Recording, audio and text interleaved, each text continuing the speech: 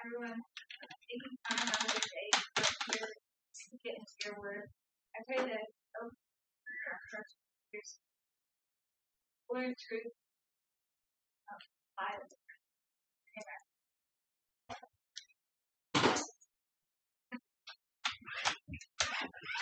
All right, we're going to be in Exodus 15. We're going through the life of Moses. So Exodus chapter, what did I say? 15? 18 is what I meant.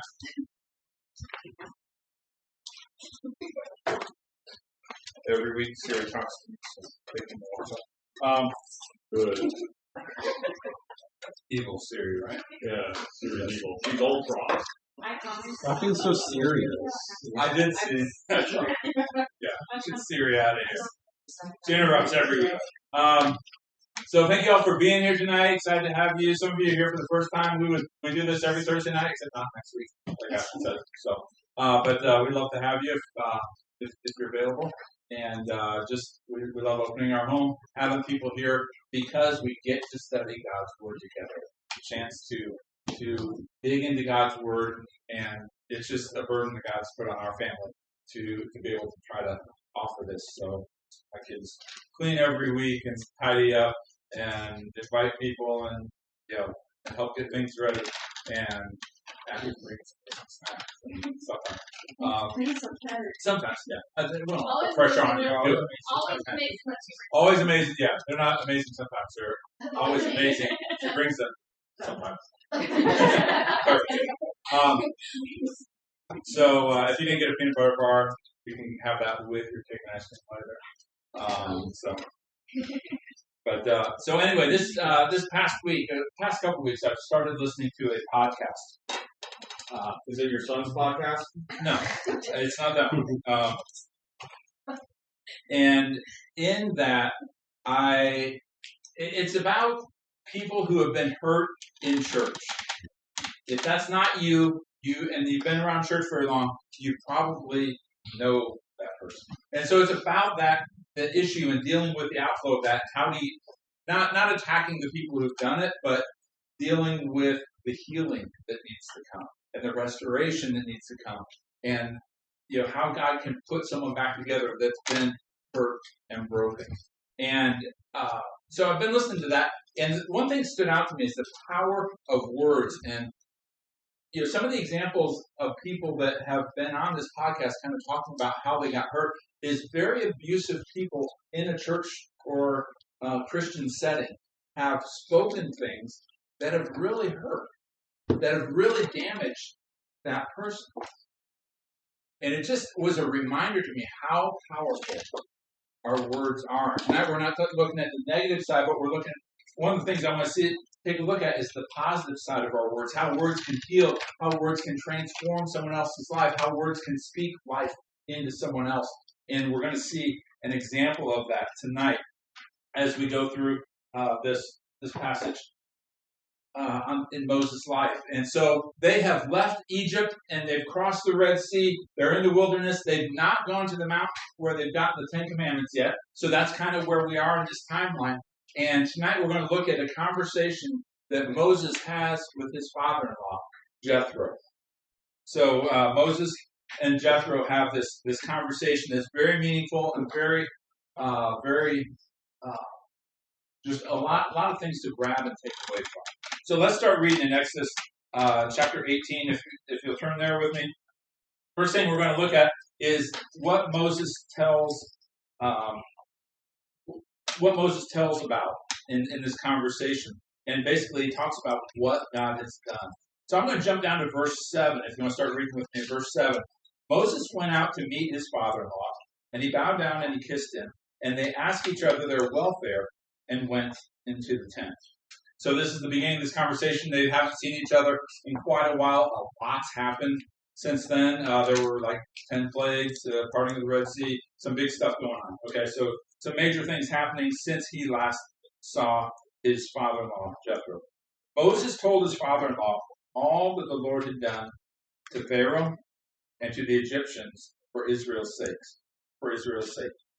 All the hardship that had befallen them on their journey, and how the Lord had delivered them. Jethro rejoiced over the goodness which all the goodness which the Lord had done to Israel, in delivering them from the hand of the Egyptians. So Jethro said, "Blessed be the Lord, who delivered you from the hand of the Egyptians and from the hand of Pharaoh, and who delivered the people from under the hand of the Egyptians.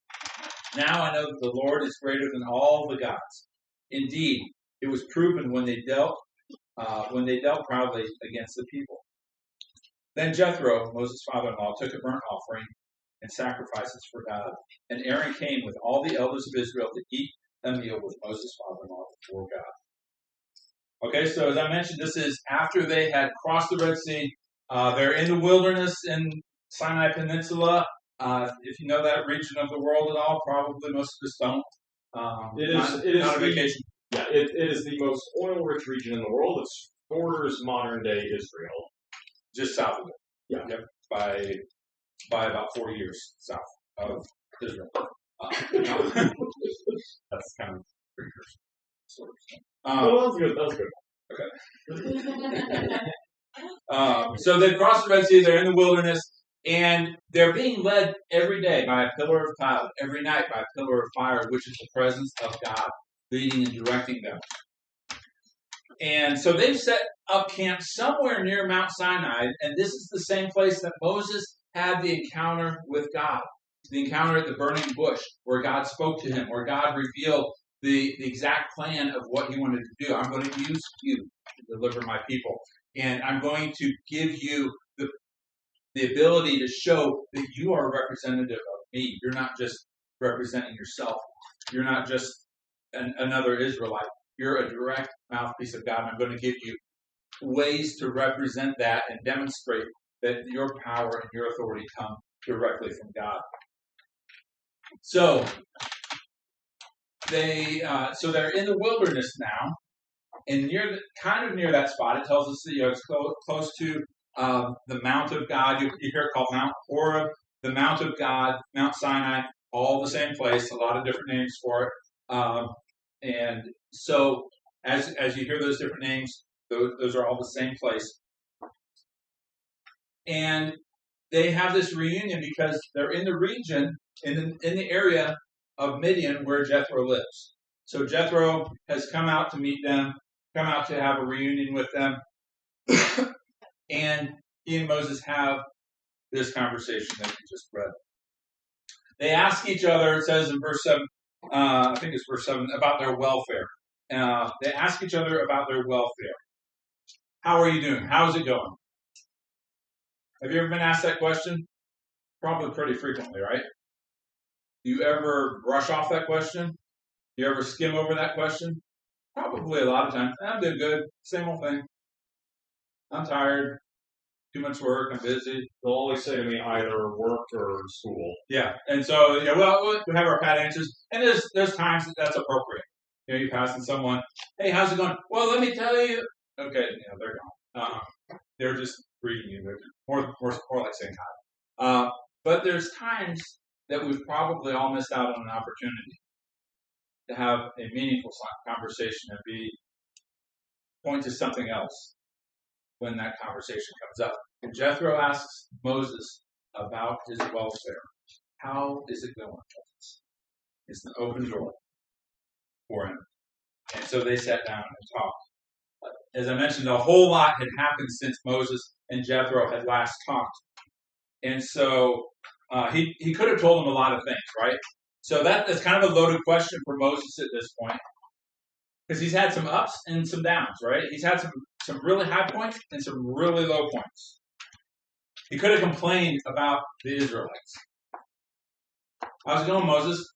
These Israelites are driving me. I want to bring their necks. They keep saying I want to kill them. I'm starting to want to kill them. Okay? They're bad. It's almost a self-fulfilling prophecy at this moment because all they do is whine. He could have very easily said that. Okay, he could have very easily launched into a complaint session about the people that he was leading because they were no gem to deal with. He could have told about himself and kind of turned the focus to what he, kind of his. Look at all that I've done. Look at how successful I am. I'm the one brought 2 million people away from the strongest army in the world. I'm the one under whose hand that army was defeated completely. I'm the one. Look at me. Things have been going pretty good for me. He could have done a lot of different things, but what did he talk about? He didn't do any of those things, did he? He told them about God. He told them about what God was up to. He told them what God had done to Pharaoh, what God had done to Egypt. He told them how God protected Israel and delivered Israel. He was honest too. He told them about all the hardships they faced. You catch that? He's like, here's all the hardship. I think it's in verse 8. All the hardships that we faced. But God delivered us. Jethro asked, tell me about your welfare. Yeah, let's put it back in that time frame.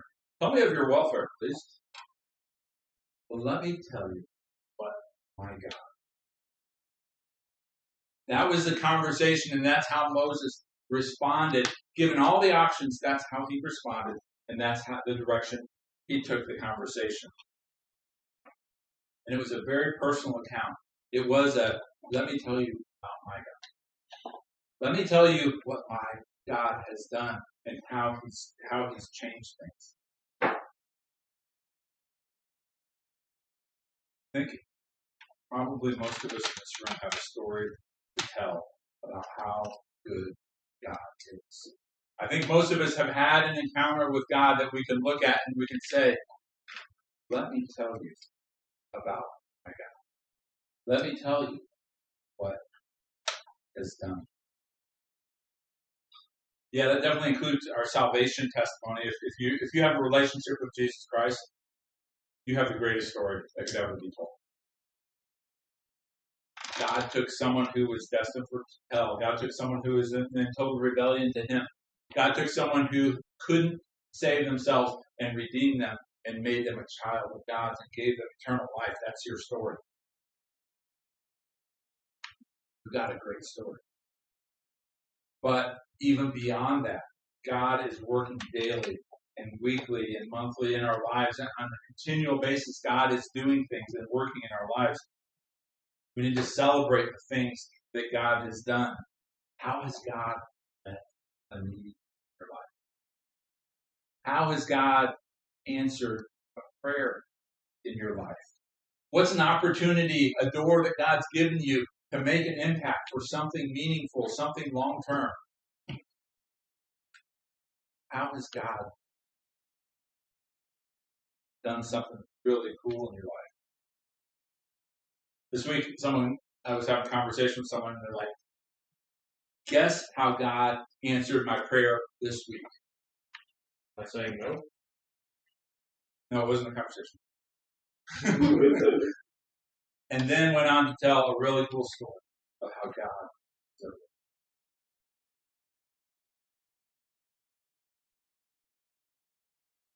How God answered a burden they had been carrying for quite a while. How cool is that? How if you've ever been on the receiving end of that kind of conversation, you know that changes your focus and your perspective. It's like, wait a minute, I need to be paying attention too. If you're going to talk about how God's answered prayer, here's a warning. You have to be praying. You have to be praying about things. You can't just, something cool happens and then turn that into a testimony. Guess how God answered a prayer? I never prayed. Okay, don't be, be genuine about it. If you prayed about it and God answered it, sometimes God answers no. And that's still a testimony. There's plenty of prayers I've prayed that God's answered no. I am so grateful He did. I was praying about the whole wrong thing. So was I. Happens, right? Yep. Guess we're human.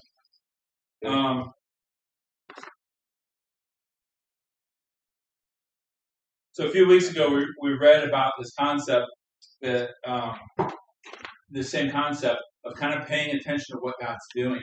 Right before Israel crossed the Red Sea.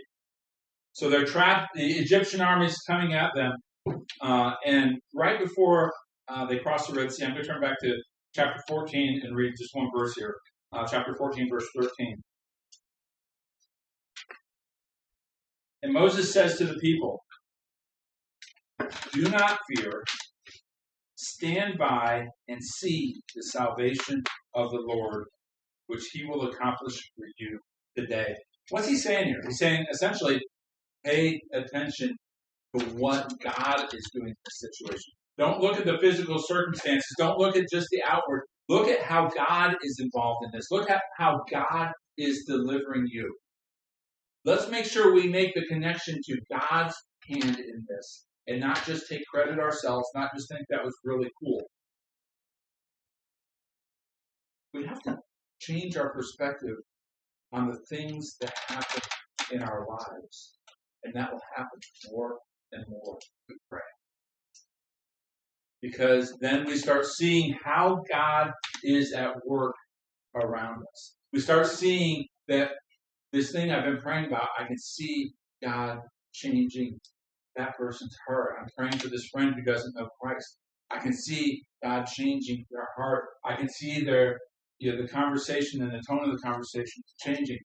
That need that I have, that physical need in my family for an illness, for a bill, for whatever, I can see how God is providing. Maybe he's not taking it away, but he's meeting the needs as they come along. But we have to see how God's connected.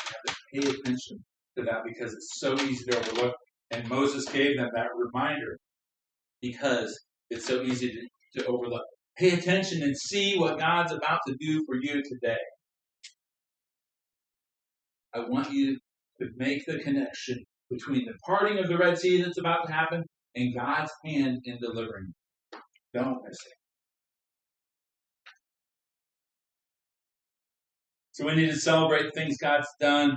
But you can also just declare your faith. That could be another way.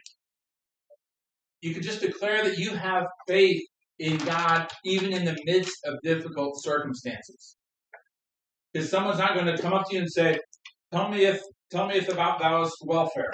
And you're like, well, I just had a success I'll tell you about. That's not always the timing. Sometimes you're in the middle of something and you don't know the answer yet. And you don't know how it's going to work out. But you can say, here's what's going on. Here's the struggle. Here's the challenge. Here's how I'm feeling. But I trust God. But I have put my faith in God. We read that last week in Psalm 142. I would encourage you to go back and reread that, kind of in this context. Psalm 142, I challenge you to read it over the week last week, throughout the week last week, and kind of look for how God takes, how David responded to his circumstances and how he put them in the context of God.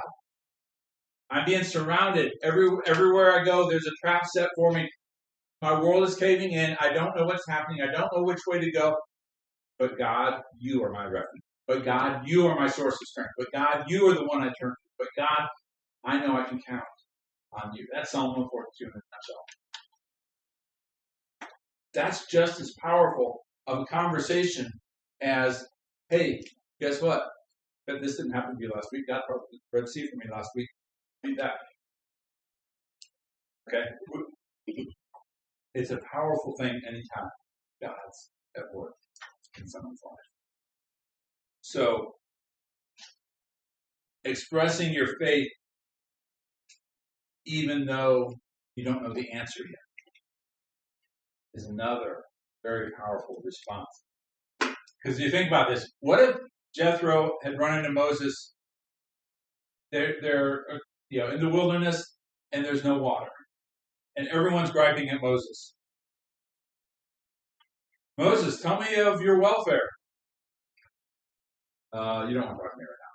Probably would have said, hey, Moses, I can see you have your hands full. Yes, you have a good day here. But Moses could have, in that point, said, I don't know how God's going to work it out. God has promised it every step of the way. We have this pillar of cloud right here. We have this pillar of fire. The presence of God is visibly here with us, and I know He's going to provide it. I just don't know how. My faith is in it.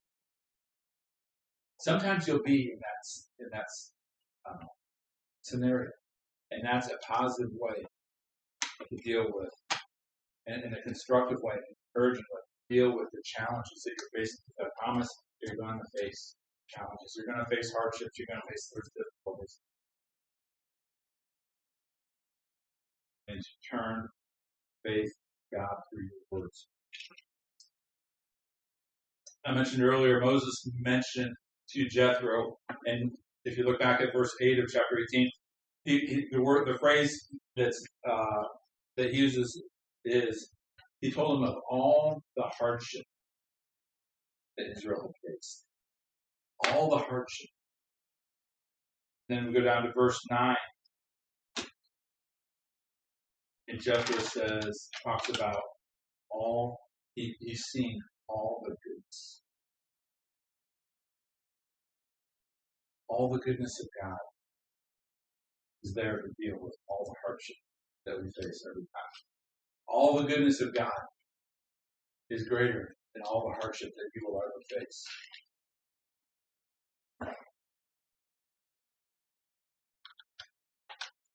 Your testimony of what God has done or is doing in your life is a powerful tool. It's a powerful way to impact someone.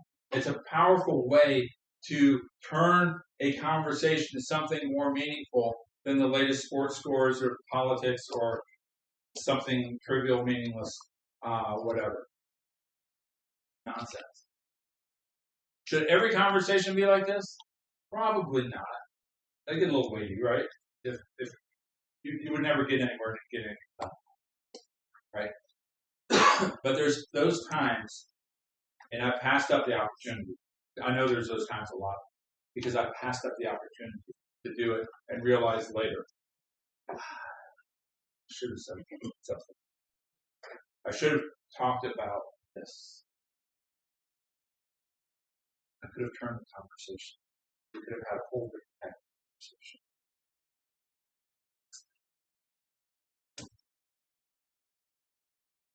That's exactly what happened with Moses and Jethro, because he turned the conversation. Not that Jethro was wanting to talk about latest sports scores or whatever, but Moses' interaction directly set the tone for where the conversation and where things went from there, because Moses' acknowledgement of God's deliverance led directly to Jethro celebrating who God is. There's a couple things that Jethro does here. He makes a declaration. He makes a statement. I now know. Not that he doubted before, because we have evidence of his faith in God before these events. So this isn't a new thing that he's like, whoa, this just dawned on me. I've never thought about God before. Now, this is a continuation and a growth in his journey and his understanding of who God is.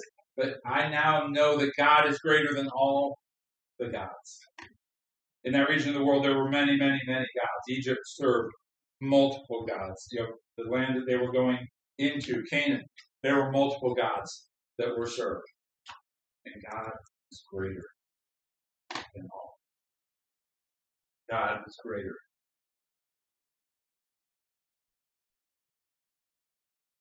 That's a lesson that would have probably been good for Pharaoh to learn. A while back, that would have saved a lot of problems for Egypt, right? But he didn't. But Jethro learned that, saw that, acknowledged that. And not only did he acknowledge that, make that statement, he worshiped the Lord. He brought a sacrifice to God. They had a worship time before God and shared a meal in a worship setting before God with the leaders to celebrate what God had done and to focus solely on God. Your testimony of God's work is a powerful tool. It really impacts others. Second thing we see in this chapter is that the conversation continues with Jethro and Moses, and Jethro gives some godly wisdom. He gives some godly wisdom to Moses. Let's jump down to verse 13. So they've had this how's your welfare conversation and had this worship service to celebrate. And the next day, verse 13 tells us that Moses came to judge the people. The people stood about Moses from the morning till the evening. Now, when Moses' father-in-law saw all that he was doing for the people, he said, "What is this thing that you are doing for the people? Why do you alone sit as judge, and all the people stand about you from morning till evening?" Moses said to his father-in-law, "Because the people come to me to inquire of God. When they have a dispute, it comes to me, and I judge between the man and his neighbor, and I make known the statutes of God and his laws." So there's this real need there. There's this real need of, there's 2 million people. There's conflicts that are happening. There's problems that arise.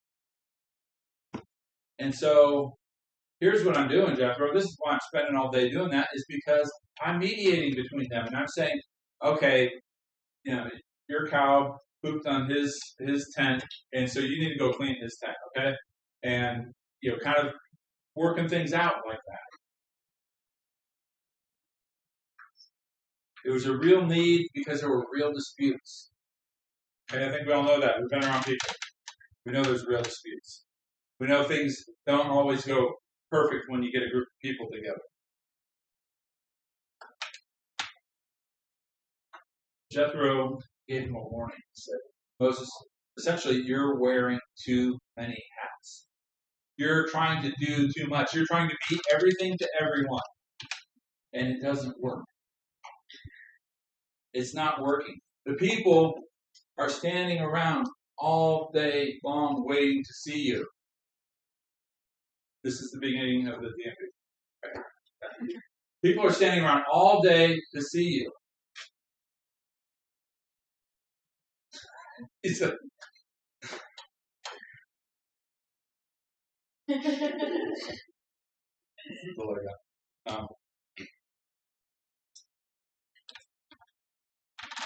it's not good for them. It's not good for you. You spend all day doing nothing but this. You're accomplishing nothing else with your life, with the role God's given you. So he's pointing out there's a problem. Let's keep going in verse 17. Moses' father-in-law said to him, "The thing that you are doing is not good." Okay? He's very frank with his son-in-law here. "What you're doing is not good. You will surely wear out both yourselves and these people who are with you, for the task is too heavy for you. You cannot do it alone. Now listen to me, and I will give you counsel. And God will be with you. He will be the people's representative before God, and you will be the people's representative before God. And you bring the disputes to God, and then teach them the statutes and the laws, and make known to them the way in which they are to walk, and the work they are to do." So Jethro pointed out some very real problems with the current arrangement. Okay, you're going to wear out. You're wearing out the people. You're not effective. The people have. Who wants to stand in line all day to see Moses? Okay, I got nothing else. Oh yeah, I'm out of it. But if he's just a regular guy to you, you don't know the whole story. Who wants to stand in line all day just to deal with this? And you got to stand next to the person that you're mad at too. Okay, you're standing in line all day with them. So probably more disputes arose in the process of that. But the next thing Jethro does is so important. I think it's really easy to poke holes in someone else's plan.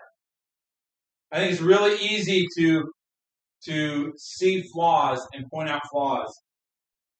And we call that critiquing if we're trying to compliment ourselves. We call that great observation skills. It's just complaining. It's just griping is all it is. That's not what Jethro's doing.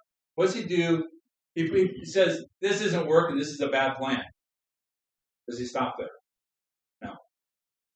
"But I have a plan for you." He comes with a solution. I want to give you a life tip. Someone taught me when I was young in the workforce. Your boss will want you in your job to bring challenges and problems that you're facing to them. They will want to know that if they're a good boss. They will want to be able to correct issues that are there, but never just bring a complaint. Come with a solution. Offer, hey, I noticed this isn't working great. I noticed this is how we're having trouble with this side of things here. But I was wondering if we do this, I wonder if that might help. I just wanted to throw that out there for you to consider. That's a whole lot different than saying, this job sucks and you're not doing things right. And that conversation is totally right on. Now bring a thought out dealing with the problem and bring a solution. That's what Jethro did. That's part of what sets this apart.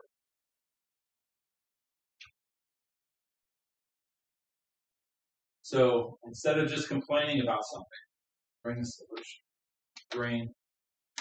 Think through it. It shows you care. It shows that you're invested in it. It shows that you're not just pointing fingers, because it's easy to point fingers and say, this doesn't work, that doesn't work. So what does Jethro's solution do, or suggestion do? It kind of refocuses Moses, right? He goes from dealing with minute details all day long, and Jethro kind of changes that and says, instead, why don't you focus on something different? Why don't you focus on teaching the people the statutes and the laws, making sure that's known to the people. Make sure everyone knows how to live. Let's be proactive about this. Moses, you know what God wants of the people. Tell them. Impart that to them. Help them live that way.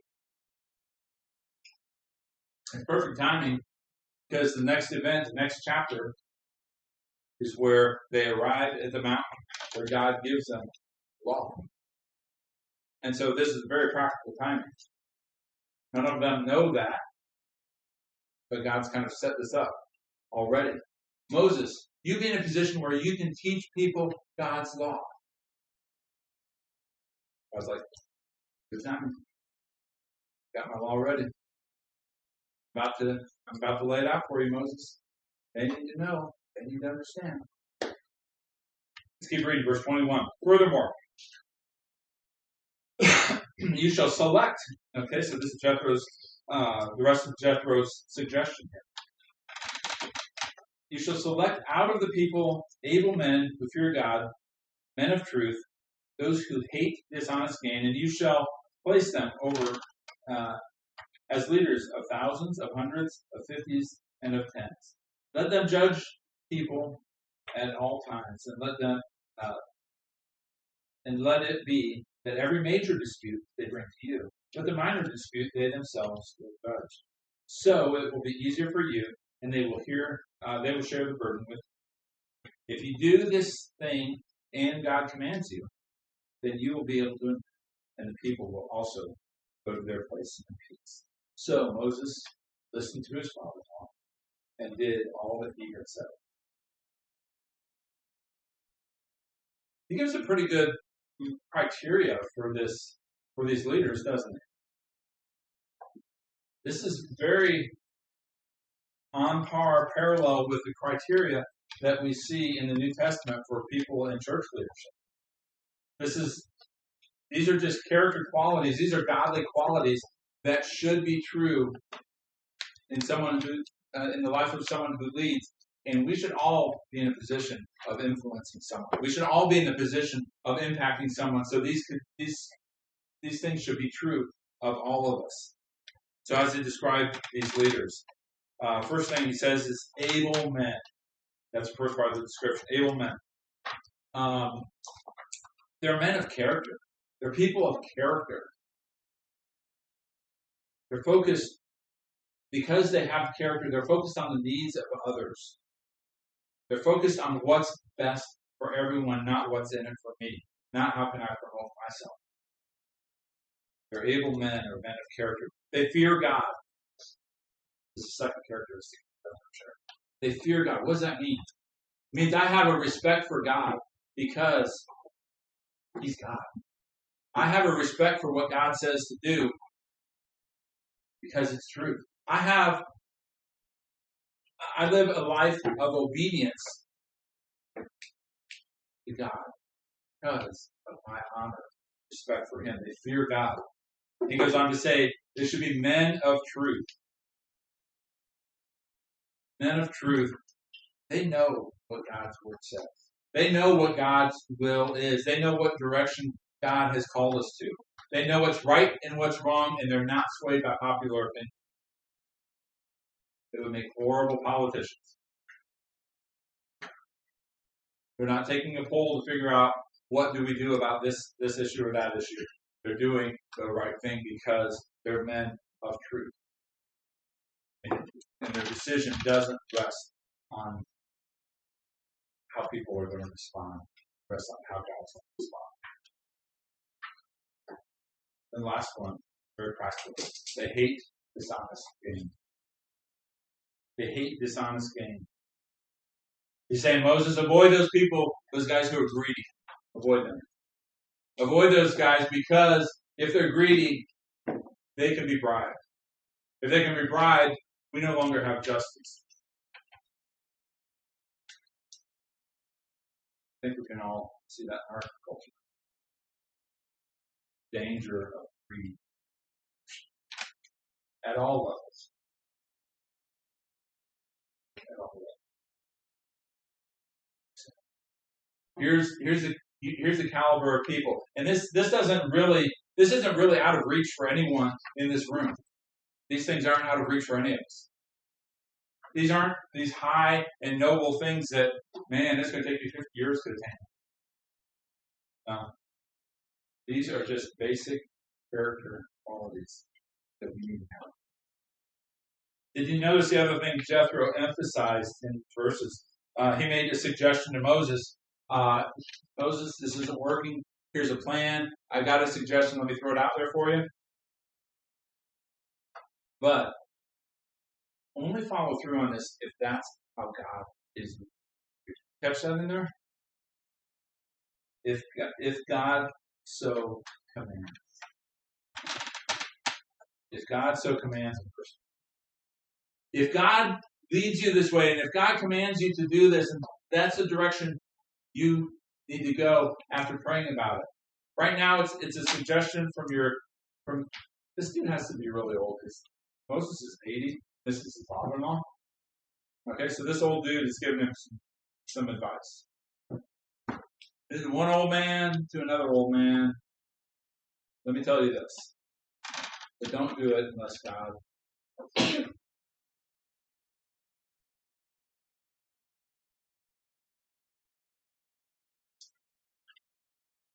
Verse 24. We read, Moses listened to his father-in-law and did all that he said. So what's Moses' response to this conversation? Humility.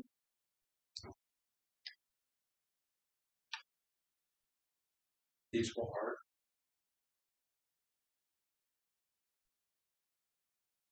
He did all that God had affirmed, and he brought this suggestion at Jethro's suggestion. It appears he brought this before God.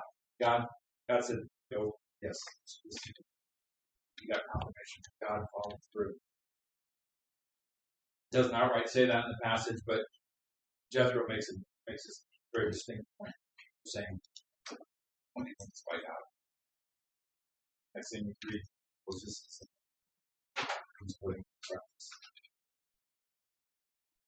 Sometimes we can respond that way, right? Someone makes a suggestion and respond with humility, with teachable heart. Sometimes we don't. Sometimes we can respond with pride, stubbornness. I'm not you, the person. It's never done. But we can respond that way. It's real easy. Be too focused on our own agenda. Too focused on where we were headed. Too focused on what I already had in mind.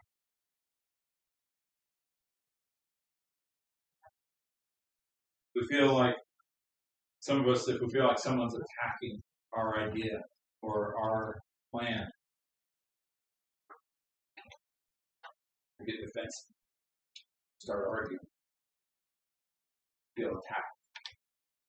And it doesn't end up as a constructive conversation. How do we cure that? Humility. And how we respond. Humility. How we approach. Both sides. You see the humility on both sides of this conversation? It's a very, very constructive conversation. We have a great example from Moses here. He's the leader of the nation of Israel.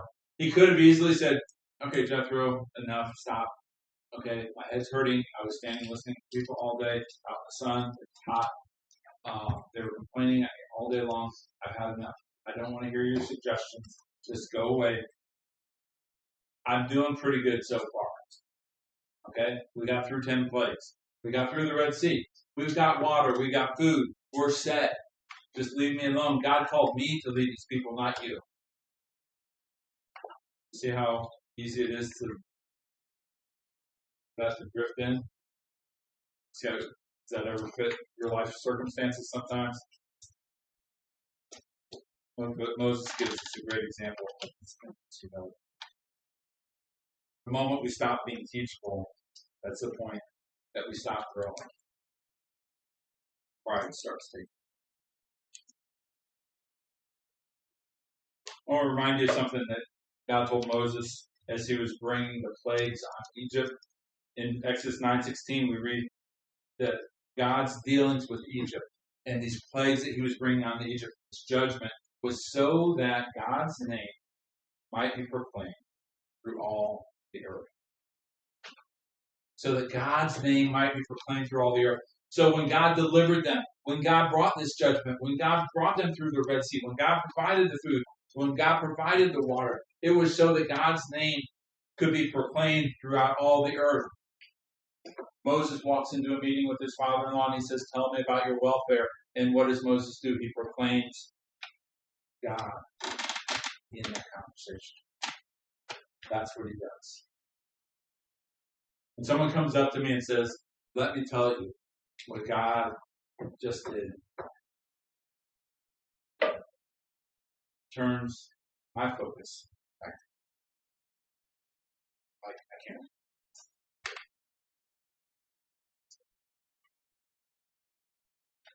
Your story has power. Your story about how God has worked in your life, no matter how small that way is still the God of the universe working in your life. It has power. I've got 2 things for you this week. First one, write down one thing God has recently done in your life. A story when you were 4 years old. And what happened? Let's try to bring more current. Okay? That's a good one. Probably fits at some point. God's still at work in your life. You just got to pay attention. You got to see what God's hand is doing in circumstances. It might be an answer to prayer that you prayed. And remember, talk about how God's answered your prayer. Got up. Right? How God's met a need. Or, and I want you to write, I want to challenge you to write this down. Like, soon. Or it might be a difficult circumstance that you're going through. You're trusting. Here's what I'm facing. This is going on at home. This is what's going on with my family. My job. This is happening. I'm trusting. I don't know how it's going.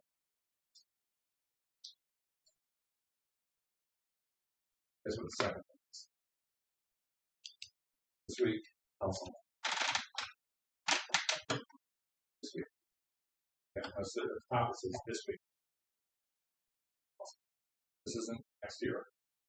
I'm going to work myself up to this. Pray for an opportunity to tell someone that thing you wrote down. Look for that opportunity this week. Let me tell you what my God has done. God, I thank you that you're at work constantly in our lives. And because of that, we have these accounts. Thank you. That helps. First of all, let's be intentional. Help us be intentional.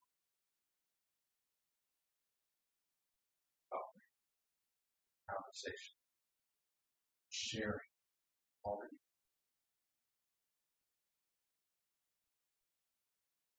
practice. They're positive. Conversation. Relationships. We can celebrate our lives. Celebrate. Serve you. There.